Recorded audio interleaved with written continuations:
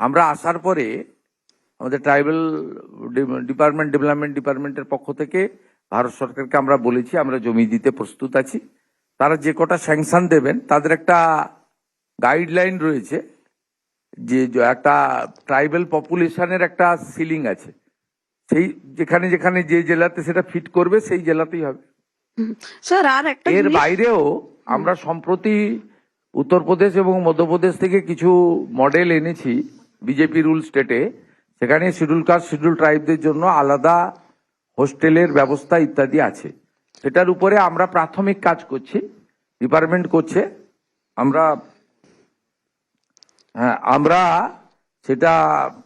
আমরা সেখানেও হোস্টেলের ব্যবস্থা করব। আর দীর্ঘদিন ধরে পেন্ডিং ছিল নবোদয় বিদ্যালয়, আমরা আসার পরে 5 জায়গায় জমি দিয়েছি, স্যাংশন হয়েছে। মালদা, সাউথ 24 পরগনা, পূর্ব বর্ধমান, ঝাড়গ্রাম এবং জলপাইগুড়ি। বাঁকুড়াকেও জমি দিলাম তো আমরা, বাঁকুড়াতেও এটা ট্রাইবাল ইউনিভার্সিটি। মাননীয় মুখ্যমন্ত্রী স্যার একটা স্মার্ট ক্লাস আর ডিজিটালি স্কিলড বাচ্চাদেরকে করা হবে স্যার, এটা একটু বলবেন স্যার। বললাম তো 1200টা স্কুলকে প্রাথমিকভাবে চিহ্নিত করা হয়েছে, পরপর হবে, আস্তে আস্তে হবে, পিছিয়ে পড়া জেলাগুলিতে অগ্রাধিকার পাবে। Thank you. মাননীয় মুখ্যমন্ত্রী, বলছি বিগত সরকারের আমলে আমরা দেখেছি প্রায় 8000-এরও বেশি স্কুল বন্ধ হয়ে গিয়েছে উত্তরবঙ্গ থেকে দক্ষিণবঙ্গ সমস্ত গোটা রাজ্য জুড়ে। সেই স্কুলগুলোকে পুনরায় খোলার জন্য আপনারা কি পদক্ষেপ করবেন? সেটা এখানে 2 মন্ত্রী আছেন, প্রধান সচিব আছে, তারা রিভিউ করবেন। সেখানে ছাত্রছাত্রীদের সংখ্যার উপরে নির্ভর করে, এবং এটাও ঠিক টিচার নন টিচিংও আমাদের বহু জায়গায় নেই। সামগ্রিকভাবে একটা বড় রিভিউ দপ্তর করছে, স্কুল শিক্ষা দপ্তর একটা বড় রিভিউ করছে। তাতে মিড ডে মিলে গ্যাসের কানেকশন থেকে শুরু করে, ইউরিনাল ল্যাট্রিন থেকে শুরু করে, গার্লস স্কুলে স্যানিটারি ভেন্ডিং মেশিন থেকে শুরু করে, আপনার ইলেকট্রিকের ফ্যান থেকে শুরু করে, সোলার আলো থেকে শুরু করে, খুব মাইক্রো লেভেলেও যা যা যেগুলো লাগে কিন্তু খুব গুরুত্বপূর্ণ, সেটা থেকে শুরু করে ছাত্র শিক্ষক রেশিও পর্যন্ত, ট্রান্সফার পলিসি পর্যন্ত সবটাই আমরা সার্ভে করছি, এবং মাস 3-4 মধ্যে একটা চিত্র পাওয়া যাবে। এবং তার সঙ্গে স্কুল সার্ভিস কমিশনের নিয়োগের প্রক্রিয়াটাও ধীরে ধীরে ধীরে ধীরে আমরা শুরু করব। এর ফলে আপনারা আগামী শিক্ষাবর্ষে প্রথমের দিক থেকে একটা কিছু ব্যবস্থার পরিবর্তন লক্ষ্য করবেন। প্রাথমিক যে 5-6 মাস আমাদেরকে দিতে হবে, দেখুন এই যে আজকে মাত্র 300 কোটি টাকা, এটা একটা বিরাট কিছু নয় সরকারের, কিন্তু এই ফাংশন যে মিডিয়া ইভেন্ট করলাম আমরা ভার্চুয়ালি যুক্ত করে, এটা একটা ইতিবাচক দিক যে এই সরকারের যে কাজের ফোকাসের মধ্যে শিক্ষা এবং শিক্ষাঙ্গন এটা প্রায়োরিটিতে আছে। 3 বছর ধরে কেন কম্পোজিট গ্র্যান্ট না দিলে কি কি স্কুল করতে পারে না জানেন? এটা মহানগরে বসে প্রাইভেট স্কুলে বাচ্চাকে পাঠিয়ে বোঝা যাবে না। সুন্দরবনের বাচ্চারা বলতে পারবে, সুন্দরবনের স্কুল বলতে পারবে, পুরুলিয়া বাঁকুড়ায় বলতে পারবে, চক ডাস্টার কেনার পয়সা থাকে না। এই কম্পোজিট গ্র্যান্ট থেকে চক ডাস্টার কেনা হয়।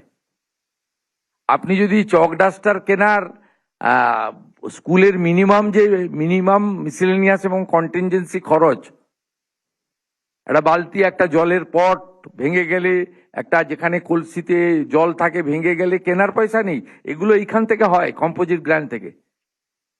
আপনি ভাবতে পারছেন একটা বিগত দিনের সরকার চক ডাস্টার কেনার টাকা বন্ধ করেছিল। ওনাদের এত ক্ষমতা যদি ছিল, নিজেরাই দিয়ে দিতে পারতেন তো 60% কেন্দ্রের না নিয়ে, তাহলে তো আমি আজকে এই ইভেন্ট করতাম না, এটা তো আরটিজিএস অটোমেটিক কোর্সে চলে যেত। আগের সরকার করেনি বলে আজকে অ্যাপ্রক্স 300 কোটি টাকা কিন্তু 80,000 স্কুলকে আমরা দিয়ে বললাম যে কম্পোজিট গ্র্যান্টের যে আপনাদের লেজিটিমেট রিকোয়ারমেন্ট ছিল, যেটা ইগনোর করেছে আগের সরকার, প্রেজেন্ট সরকার এটাকে প্রায়োরিটি দিয়েছে। এরপর থেকে অটোমেটিক কোর্সে আপনারা পেতে থাকবেন।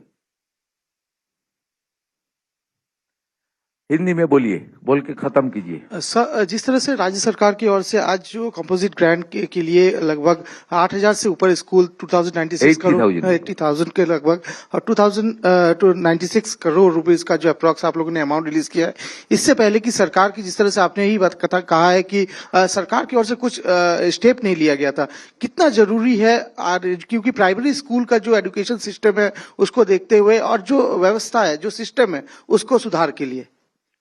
नहीं, देखिए, एक एजुकेशन सिस्टम में बहुत सारा मुद्दा होता है, सिलेबस से लेकर मिड डे मील तक, ड्रॉप आउट से लेकर टीचर रिक्रूटमेंट तक, टीचर रिक्रूटमेंट से लेकर इंफ्रास्ट्रक्चर तक, इंफ्रास्ट्रक्चर से लेकर आपका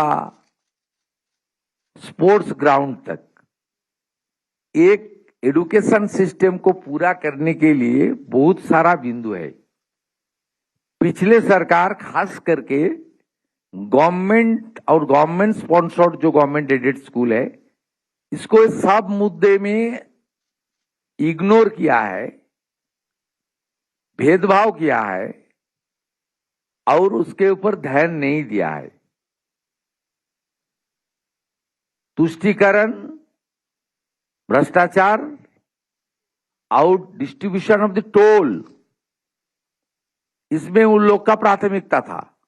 लेकिन वर्तमान सरकार का प्राथमिकता है एजुकेशन और हेल्थ, उसका साथ सरकारी एम्प्लॉयमेंट और इंडस्ट्रियल ग्रोथ, ये हमारी प्राथमिकता है।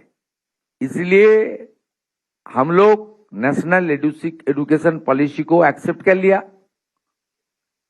पीएमसी के अंदर 800 स्कूल अप्रूव हुआ है। लाइब्रेरी, लैबोरेटरी से लेकर हर विद्यालय को स्मार्ट, मॉडर्न और उनका जो मूलभूत सुविधा है उसको देने के लिए हम लोग कोशिश शुरू किया है। आज एक छोटा राशि 300 करोड़, ज्यादा राशि नहीं है, 300 करोड़ से भी कम है, ये आज हम लोग आरटीजीएस करके हम लोग ट्रांसफर किया। इसलिए ट्रांसफर किया, पिछले 3 साल कंपोजिट ग्रांट पिछले सरकार ने नहीं दिया था। एक तो सेंट्रल गवर्नमेंट का साथ विरोध हुआ था, विरोध किया था, यूटिलाइजेशन सर्टिफिकेट नहीं दिया था। नेशनल एजुकेशन पॉलिसी सब स्टेट ने स्वीकार कर लिया। वो बीजेपी रूल स्टेट हो सकता है, नॉन बीजेपी रूल स्टेट हो सकता है। ओनली वेस्ट बंगाल, जिन्होंने आयुष्मान भारत को भी स्वीकार नहीं किया, पीएम क्रॉप इंश्योरेंस को भी स्वीकार नहीं किया, पीएम आवास को भी स्वीकार नहीं किया, प्रधानमंत्री सिंचाई योजना को स्वीकार नहीं किया, प्रधानमंत्री सूर्य घर को भी स्वीकार नहीं किया, उसका साथ साथ एनईपी को भी स्वीकार नहीं किया। ये सब पास्ट हो गया, पास्ट इज पास्ट। अभी नया तरीके से सरकार काम करेगा और ये कंपोजिट ग्रांट का बहुत ही जरूरी था। हर विद्यालय का day to day function, miscellaneous expenditure, contingency fund के लिए ये बहुत ही जरूरी था।